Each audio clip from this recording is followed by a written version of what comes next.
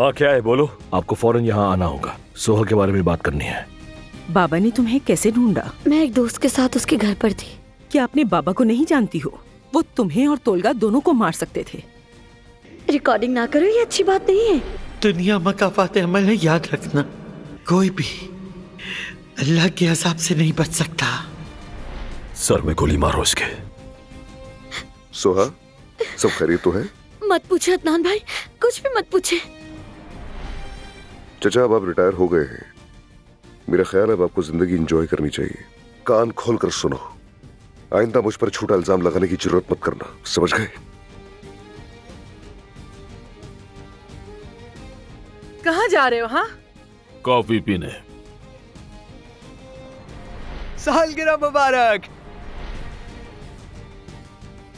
न्याजी, उम्मीद है कि मुझे देर नहीं हुई होगी आने में। हाँ नहीं अब्बास साहब, जाकर अपना काम कर दो। सालगिरह मुबारक।